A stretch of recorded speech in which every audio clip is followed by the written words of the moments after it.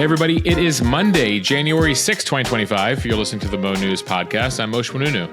And I'm Jill Wagner. This is the place where we bring you just the facts. And we read all the news and read between the lines so you don't have to. I have to say that 2025, I think for the first couple of weeks here, Jill, just to get myself to, really take in the fact that we are in a new year. Oh, I've already written 2024 numerous times. I've had to write the date and I'm like, wait, what? I don't even know what day it is, what year it is. So I actually said, wait, what day is it? And then I wrote the day with 2024. And they're like, I think you mean what year is it?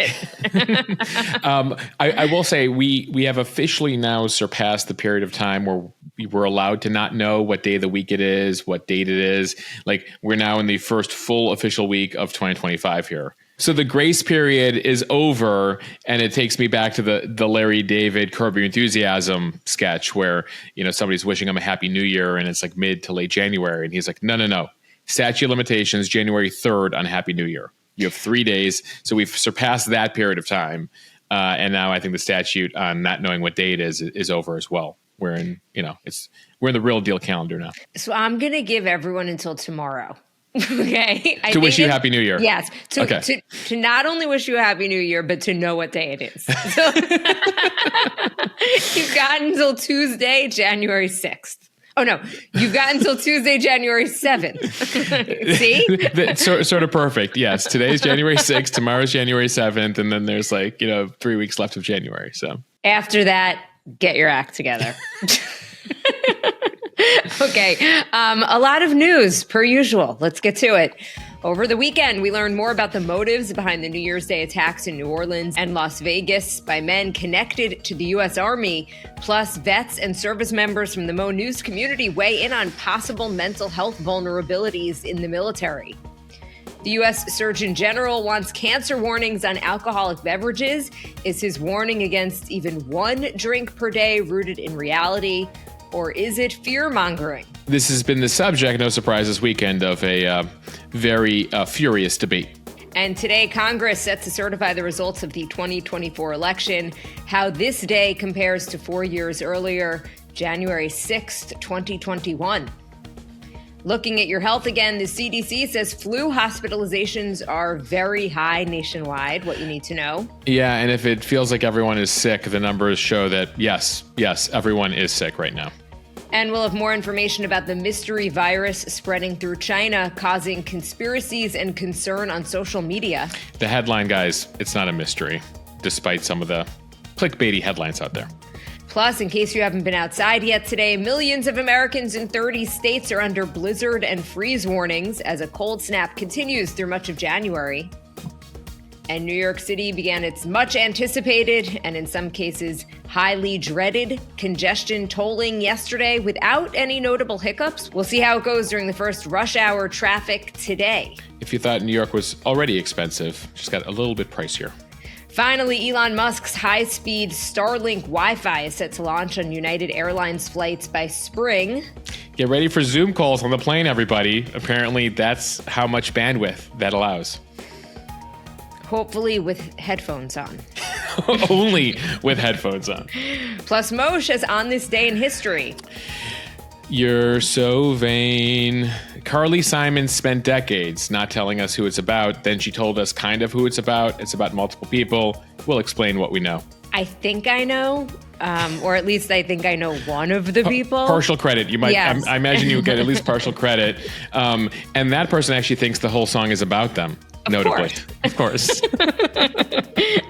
As we begin a new week here, President Biden will be in New Orleans today to grieve with the families and communities. More details have emerged about the two men responsible for the New Year's Day attacks in New Orleans and Las Vegas and their motives. So U.S. Army veteran Shamsuddin Jabbar became more isolated and radicalized over the last year, joining ISIS in the months leading up to when he rammed a truck into a crowd on Bourbon Street. About 24 were killed and dozens more injured. Hours later, Matthew Leibelsberger detonated a Tesla Cybertruck outside of Trump's Las Vegas hotel in what authorities are calling a suicide. Initially, investigators had thought that there might be a connection because of the attackers' similar backgrounds and some of the details of the attacks, but they now say that there were clear differences in their motives, and they did not seem to have contact with one another, leading authorities to believe that this was just a tragic coincidence. As far as some of those similarities, both served in Afghanistan in 2009. They both spent time at Fort Bragg, which is now Fort Liberty, and rented the electric vehicles used in the attacks on the car rental app Turo. But Jabbar, the suspect in the New Orleans attack, seems to have been primarily motivated by Islamic extremism, posting about his allegiance to ISIS hours before the attack. The New York Times has released some new details from recordings, interviews, and public records that trace Jabbar's growing discontent with American society and a shift toward radicalization. Some members of his family noted that he might have turned to extremism because of personal issues like financial stress and multiple divorces. In the past year, Jabbar began growing a beard. He also began expressing disgust over what he saw as inappropriate behavior. His half-brother said he didn't approve of drinking or partying. He had said it was not in accordance with what God commanded us to do. He said it wasn't fruitful and that it didn't bring anything positive. He warned that music had the power to lure people, quote, into the things that God had made forbidden to us, such as alcohol, marijuana, vulgarity, and crime. Yeah, apparently he did a whole write-through on 50 Cent's song Get Rich or Die Tryin', going through the lyrics and taking issue with how he believes they motivate crimes and some other bad things happening in American society. He also talked about the end of times in recent recordings. We also learned more about how he planned the attack during the FBI press conference on Sunday. Officials say Jabbar visited New Orleans twice in the months prior. When he was there, he used Meta's smart glasses to film the street and plan the attack. When he was there, he used Meta's smart glasses to film the street and plan the attack. All right, now moving on to the suspect in the Vegas attack. Livelsberger also faced family troubles, including his wife allegedly breaking up with him days before the explosion. But another former partner, his ex-girlfriend, who was an Army nurse, says that she believes that he was showing symptoms of a traumatic brain injury. Notes recovered from Livelsberger's charred phone detail his struggles with both the mental and physical toll of serving. He described needing to cleanse his mind of, quote, the brothers I've lost and relieve myself of the burden of the lives I took. He also called the U.S. government leadership weak. Yeah, he put together, it's interesting, both these guys, again, no connection between them, but they both took time in their final drives before they committed their attacks here to file all these various recordings. In the case of Livelsberger, he also it was apparently increasingly paranoid about the government tracking him, the FBI tracking him. Ironically, Jill, he had multiple devices. He was in a Tesla Cybertruck, which has cameras inside it. It can be tracked by Tesla, despite the fact that he was worried about being tracked by the federal government. He claimed in an email to a friend that the government was not being honest about those drones that have been spotted over New Jersey lately. He said that he had knowledge that they were actually Chinese drones with special weapons that only the Chinese or the U.S. has. So he went deep into a variety of theories there in some of these final writings, again, having multiple devices on him. He said that he flew back from Europe to Colorado to then try to make a run from Mexico, but the government was tracking him. And so he decided to, I guess, end up in Las Vegas. Now, it doesn't appear as of right now that he specifically targeted the Trump Hotel for a reason, at least not based on what's been released so far, or that he used Tesla as a message to Elon Musk. That was one of the assumptions we had going in, an attack on the Trump Hotel using a Tesla. But ultimately, his family members say that Livelsberger was actually a huge Trump fan. Was an advocate of his, a defender of his. So this might just be a random decision here to decide to take his own life in the driveway of the Trump complex there. Now, given that both of these men were in the military, we got a lot of responses over the weekend over on the Mo News Premium Instagram account. We had a whole discussion there with a number of veterans who are part of the Mo News community over the fact that both of these men had military experience. And we got into, especially Livelsberger, notably he was Special Forces, Green Beret, multiple bronze medals. what happened here. There's a few themes that stood out to me in some of the messages that we got. One Army reservist chimed in saying the Army is alarmingly tolerant of activity that should be concerning. They told us about an officer who posted white supremacist content that they had to deal with, but ended up being promoted to basically get them away from some of the people who were complaining. Others noted to us that they witnessed that the Army recruits soldiers who are already vulnerable, many joining out of financial desperation because they need the money, or issues in their home life, so they're more susceptible potentially to radicalization, either on the far left, Islamism, or far right. And so that's an issue here. At the same time, we did hear from other veterans who push back on that perspective, calling it elitist. There's a divide in the military between those who go through the officer training, et cetera, and the regular folks who enlist. And the military hierarchy can reinforce some of these perceptions. Some of the enlisted soldiers saying that they didn't join out of desperation, but other reasons like college tuition, supporting their family, supporting their country here.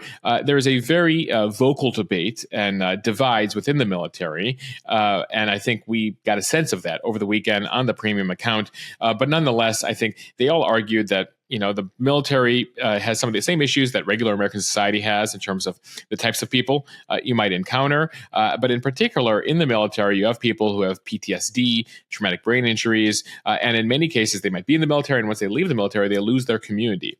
And so in many cases, those who lose their community are seeking a different type of community. And that's why there is some data out there that you do see a higher percentage of radicalization among veterans than you do among non-members of the military. And so what is interesting in the Jabbar example, Jabbar being the guy who committed the attack in New Orleans, his half-brother says that the military, and this sort of reinforces this point, gave his half-brother discipline. It grounded him. And doesn't think that the military itself contributed to his radicalization. That happened after the fact when he was isolated, living in the trailer park, married and divorced 3 different times, and was dealing with other issues in his life. This is unfortunately not a news story. In 2023, a U.S. Army reservist carried out a deadly mass shooting in Lewiston, Maine that killed 18 people. In 2020, an active duty airman killed 2 police officers after expressing anti-government beliefs. And in 2009, in one of the deadliest shootings ever on a U.S. military base, an Army major and psychiatrist killed 13 people at Fort Hood. It was discovered later that Nidal Hassan's colleagues had been aware of signs that indicated that he had been radicalized. Yeah, and again, while we do see a slightly higher percentage among those in the military versus those not in the military, one thing to note is that you might hear about them more because of the access and knowledge military personnel have. So we tend to hear more about vets who get radicalized because they tend to be more deadly in their attacks because of their background, because of their training. Another issue of concern, this has been an issue that's come up a lot, and we've talked about this on the podcast and the Instagram account, is just the general mental health challenges that our veterans face and the lack of support that they get from the VA and the country writ large. The suicide rate among U.S. service members still remains alarmingly high compared to the general population. The suicide rate among veterans was 57% higher in 2020, which is the last year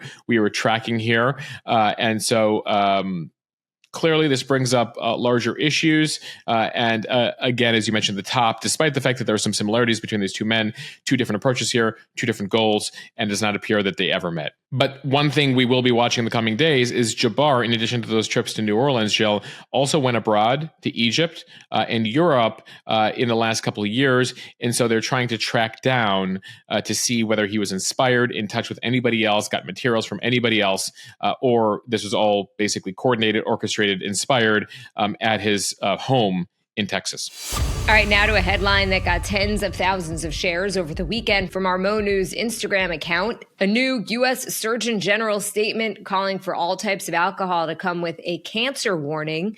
In an advisory released Friday, outgoing U.S. Surgeon General Vivek Murthy warned even small amounts of alcohol may increase your risk of developing cancer. The research suggested that alcohol can be linked to 100,000 cancer cases and 20,000 cancer deaths per year.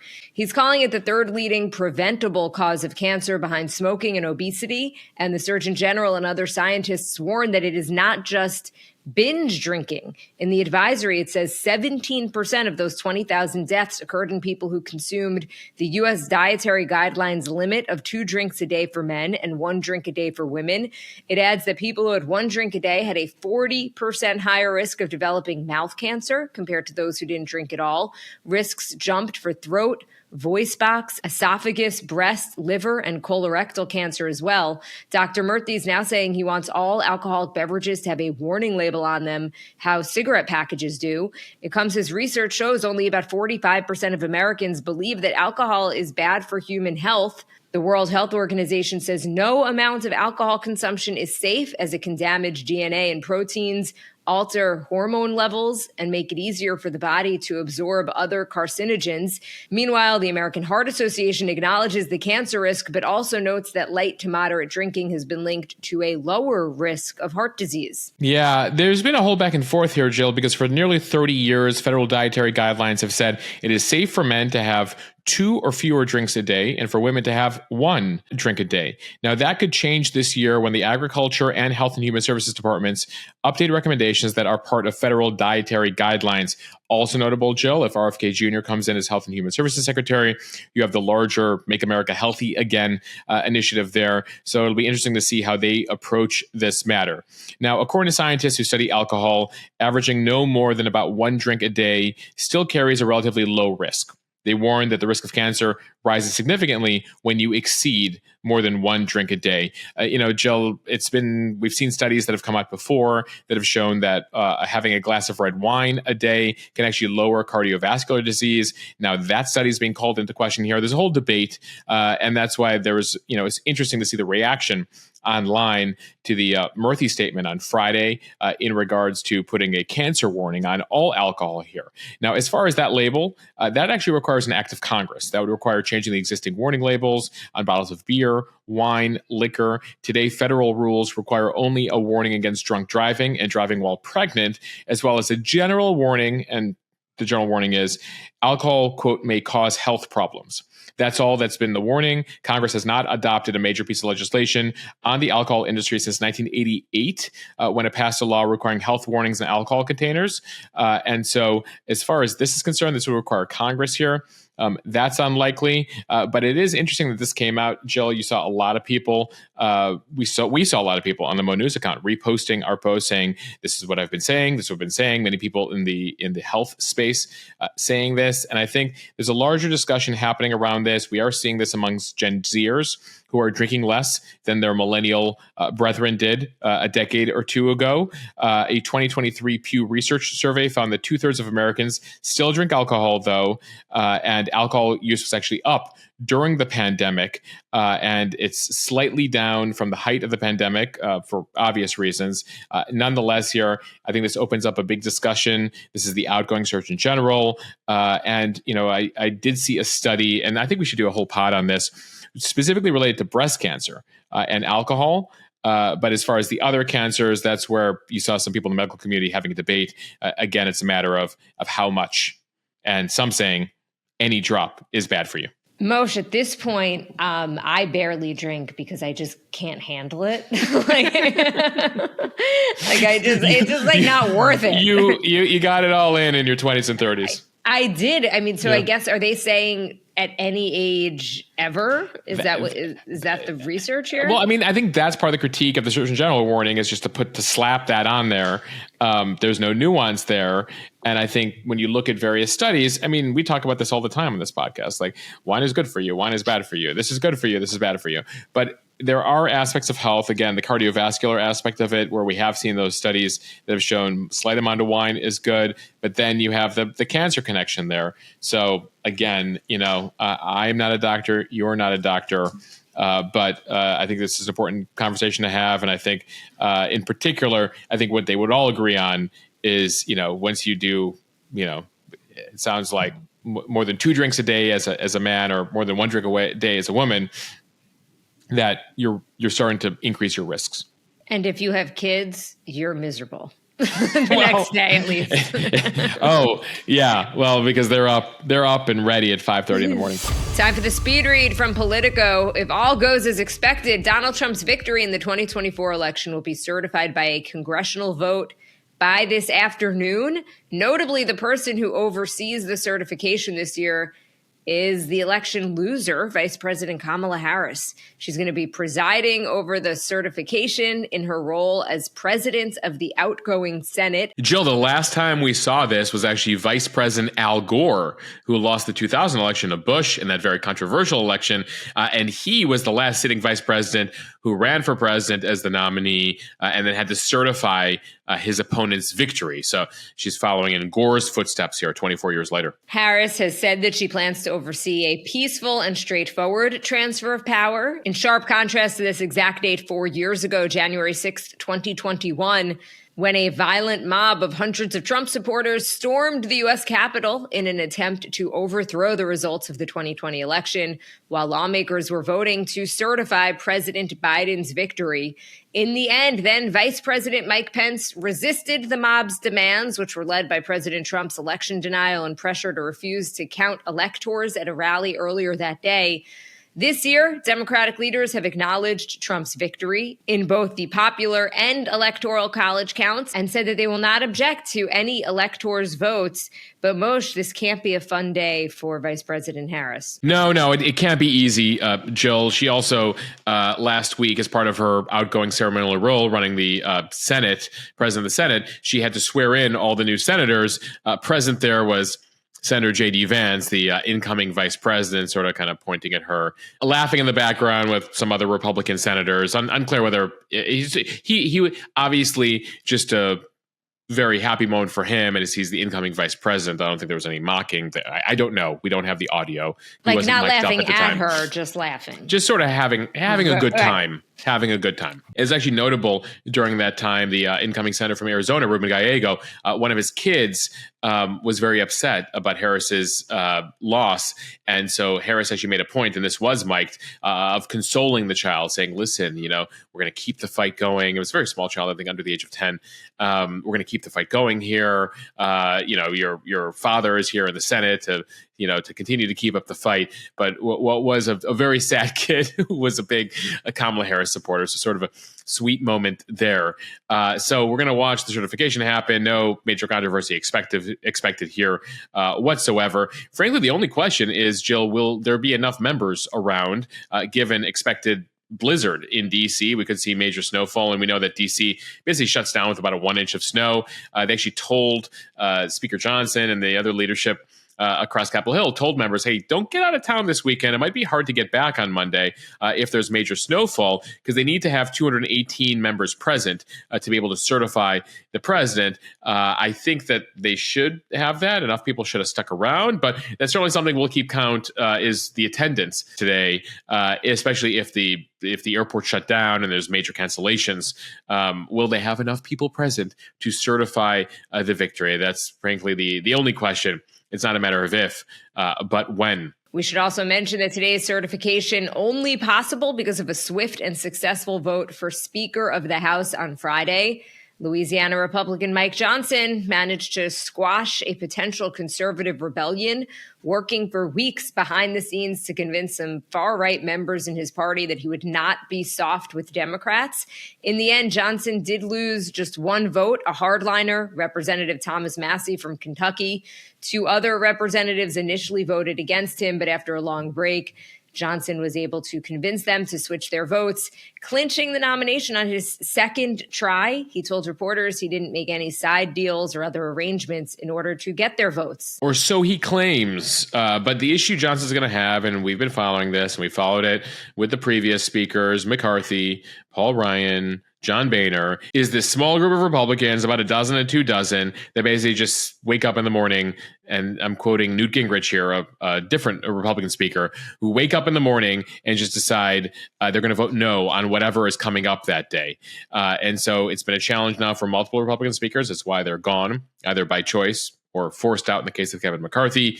So view Friday's vote, the stressful, very long, several-hour vote there, but he did get it on the first vote after having private meetings with them, putting Donald Trump on speakerphone in a private room. These guys are saying, you got to take us seriously here. You have a very slim majority, and we have certain demands.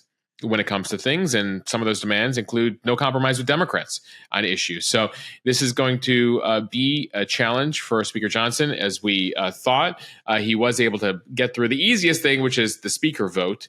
And so we'll continue to monitor things there. Jill, I will note, just as we close out January 6th here, a remarkable thing, if we had this conversation 4 years ago, let's say January 7th, 4 years ago, and said 4 years from now, they will be certifying Donald Trump as president again.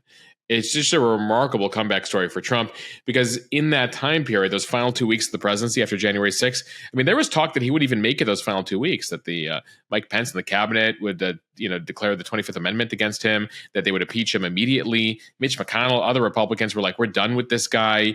What he pulled off on January 6th with the supporters was completely unacceptable. And so if we had the conversation then, that 4 years from now, who's being certified to be president again? Donald Trump. I think all of us would say it would be completely shocked by how the chain of events have unfolded here these past 4 years. From CBS News, if it feels like everybody has been getting sick lately, Moshe, should we say cue your sneeze? I don't know if you guys have heard any of my sneezes on this podcast, or if our audio editor Arian has successfully cut them all out. I've been sneezing up a storm as we are about to present this story. Moshe will sneeze and he'll be like, Jill, just keep going. Just keep going. Just keep going. I hope to make it through the week. All right. Well, the CDC is reporting that emergency room visits for the flu are now, quote, very high. It says this season's flu is hitting the U.S. later than it has in the past 2 years, more closely in line with pre-pandemic flu timing around the new year in 2019 and 2020. Some of the highest flu levels are happening in Western states, some of which have already seen numbers surpass peaks during the worst of last year's flu season. Daily tallies of flu patients at the hospitals are among some of the highest in recent years, second only to the record numbers seen in the 2022-2023 season, which saw a triple-demic of RSV, flu, and COVID cases. Experts don't expect that overlap this year. Well, not peaking all at the same time, but nonetheless, if you talk to ER folks and they're looking at the tests right now, they are seeing a variety of things coming through right now.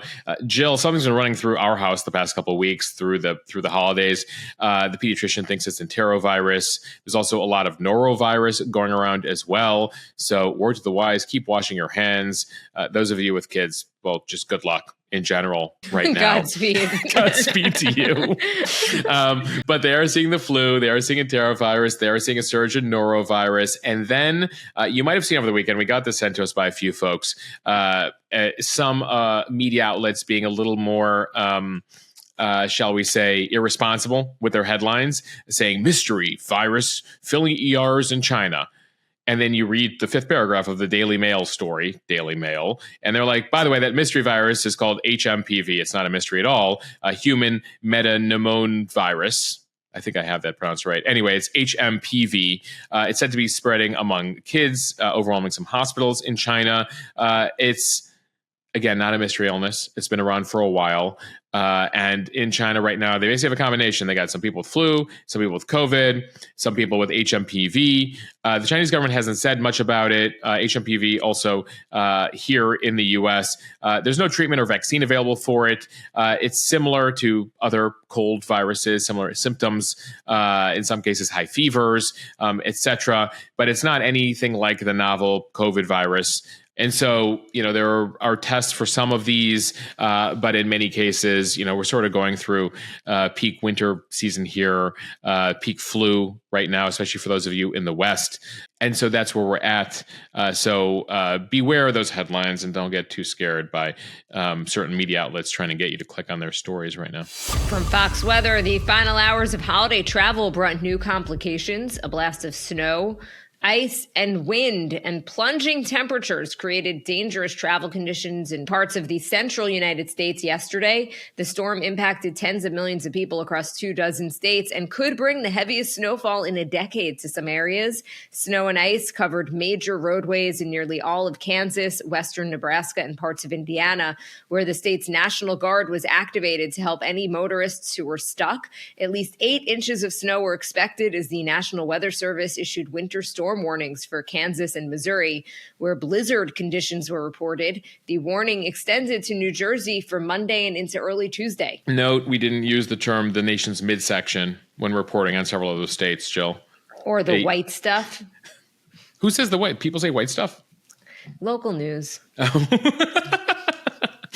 I'm guilty. Like many years ago, I think I did. You know, when you're just out of words for You're snow. out of words. There's certain required notes. There's some white stuff in the nation's midsection. Anyway, well, regardless, Kentucky, Virginia, D.C., Pennsylvania, a number of you expected to get some snow there. I got some messages, Jill, from over the weekend from people in Chicago, Michigan, and Wisconsin, sending me pictures of their green backyards, being like, "Well, what's going on here?" Some of us are actually jealous. We like the snow and the ice. Why are the people south of us actually getting it and we're not getting any of it? I wouldn't be too jealous too long. There will be other systems that come through. January is expected to be a pretty cold month when you look at the long-term forecast. Right now, about 63 million Americans are under some kind of winter weather advisory. Icy roads closed down highways across Kansas and Missouri and Indiana. You saw Interstate 64, 69, U.S. Route 41 have a number of issues. The state police said just get off the roads unless it's an emergency. Down in Florida, a hard freeze is expected. People are freaking out in Florida about 50 degrees, but essentially going to get a bit colder in certain parts of Florida. You will see school closings widespread today across a good number of states. And then the cold starts following the snow. The eastern two-thirds of the country will experience very cold weather, temperatures between 12 and 25 degrees below normal. In Chicago, temperatures are in the teens, which I guess is like summer in Chicago for this time of year. We Chicagoans, we can handle negative temps. They're still above zero there. I knew you were going to throw in a we. Having not lived in Chicago for what, a decade? 2 decades. But Jill, once a Chicagoan, always a Chicagoan. It's 0 degrees in Minneapolis, but that's also pretty balmy for this time of year. From the New York Times, congestion pricing kicked off in New York City yesterday after decades of delays and challenges, including a last-minute but failed effort by the state of New Jersey to kill it. So as of Sunday, drivers entering the heart of Manhattan from 60th Street to the southern tip will pay $9 during peak hours and $2.25 during off hours. They'll be charged through Easy Pass readers and cameras set up along the new tolling zone. Passengers in taxis or ride apps will have a per-trip surcharge of 75 cents for taxis and $1.50 for Ubers or Lyfts if they are entering the congestion zone. Low-income drivers can register for a 50% discount after their first 10 trips in a month. The idea is to persuade more people to take public transportation instead of driving into the traffic-heavy heart of the city. Supporters say this will reduce pollution and pay for upgrades to the city's declining public transit system. The tolls started yesterday after midnight, hoping to work out any kinks before today's morning rush hour traffic. On Sunday, there were no major issues reported, although traffic was notably slow given the holiday and also the freezing temperatures. Yeah, one big question, and I imagine I'll be tracking the data here, is how many fewer cars will enter Manhattan on a daily basis here. Now, at the same time, President-elect Trump says that he will kill the program as one of his first acts in office. So you might see the White House chime in here, and then there'll be a legal fight here between the federal government, the state of New York, and so we'll watch to see what happens. Opponents in New Jersey and New York have tried fighting the tolls through litigation for about a year, but judges have ruled against them in several lawsuits. Now, this is not novel globally. Other cities, London, Stockholm, Milan, Singapore, have all done this with an attempt, and successful attempt, to cut down on pollution, cut down on cars in urban centers, reinforce and also bolster their public transportation systems. That's something New York is looking to do here, and it's the first major city here in the U.S. To try it. So we'll see how it goes. I myself live above 60th Street, so I will be taking the subway and a bus south of 60th Street, Jill, to save some money. Also, who's driving in Manhattan? It's a mess. So I could tell you this was a topic of conversation at a Hanukkah party that I was at on Sunday. And we are all Long Islanders for the most part who were there. And my brother who lives in Brooklyn, but does drive into Manhattan occasionally. And the consensus was just kind of like, really? Like, how much more are you milking us for? Like, it's not expensive enough. I mean, by the way, this is on top of the toll to get into the Midtown Tunnel or take the Triborough Bridge. Right. Yeah. Some of you might be familiar. There's already a toll to cross into Manhattan, and then this is on top of that. And additionally, if you live in the city, Ubers and taxis are a fortune. So you're now adding $1.50 on top of those trips. I get it. I could see both sides of the argument, and I understand the need to do something about congestion. But I also think it comes at a time when the public doesn't feel that confident about public transportation, particularly subways, despite our leaders saying, no, nothing to see here. I mean, somebody was just set on fire a couple of weeks ago. Yeah, there was a horrific incident out in Coney Island. There have been a couple other prominent incidents. And so it's incumbent upon New York City and state authorities to reinforce the safety of public transportation. We should note, Jill, already 3 to 4 million people take the subway a day, the vast majority of them safely. But I think you are seeing, some of these examples of major crimes on the subway that are standing out to people, and really terrible timing, given that they're trying to also reinforce to folks that, like, hey, we're adding this fee, try the subway. All right, from CNN, some good news for anyone frustrated about Wi-Fi when they travel on airplanes. Starting as early as this spring, United Airlines flights will use Elon Musk's Starlink Wi-Fi services on their flights. United will begin testing Starlink on flights in February, with plans to have it in its entire 2-cabin regional fleet by the end of 2025. With its high-speed internet eventually available on every United flight, it is the latest Musk company to spread its influence beyond just the tech world and into industries across the U.S. economy. Hawaiian Airlines announced in September that it would offer Starlink's high-speed Wi-Fi free of charge to guests on flights between the islands and the continental U.S. and Asia. It became the first major U.S. carrier to debut Starlink months before, in February of 2024. So this is going to start on regional jets for United. If you ever take those jets, those really small planes, you know that the Wi-Fi, even when they say there's Wi-Fi, are pretty tough to get, non-existent. Now, United actually currently has 4 different Wi-Fi providers. They use a company called Intelsat, which used to be GoGo, if you ever used GoGo. On some of their jets, they also had Panasonic Wi-Fi. They also have Viasat Wi-Fi on some other aircraft. Viasat being the best of the bunch. They're also found on American and Delta. But it is interesting here, Elon getting in the game here, trying to bolster and make really just reliable Wi-Fi in the sky. Finally, Starlink actually boasts download speeds of up to 220 megs, upload speeds of up to 25 megs, which means it can support things like streaming, gaming, even video conferencing, as I joked at the top, Zoom calls, perhaps. And airlines are realizing that they need to bolster their Wi-Fi on the flights. Delta recently announced free Wi-Fi for all SkyMiles members. That works on a number of their flights, and they're looking to expand that. But Jill, I don't think we're far away here from being able to stream YouTube, other things on your phone as they really try to bolster Wi-Fi. But that, I think other people would say, I sort of still like the respite that I get, or being able to claim to my colleagues or bosses that, the plane didn't have Wi-Fi, I couldn't get any work done. I got to skip all those meetings. Moshe, you're going to have to write the podcast today. I'm in transit. Well, that's over thanks to Elon. Starlink was down. I don't know what happened. All right, now time for On This Day in History. We begin in the year 1540, 485 years ago. Henry VIII of England marries his 4th wife, the Anne of Cleves. She's the 4th of 6 wives in pursuit of his male heir. This was a 6-month marriage. He had gotten her portrait, said, yeah, sure, I'll marry her. She arrives. He doesn't like her. Basically divorces her after a few months. She still gets to live in a castle for the rest of her life, and it's a better fate than 2 of his other wives who were both beheaded. And so Anne, 6 months marriage, likes the photo, likes the portrait, doesn't like her in person. She gets a castle. Doesn't have to deal with Henry, who it appears, was a challenging man to be married to.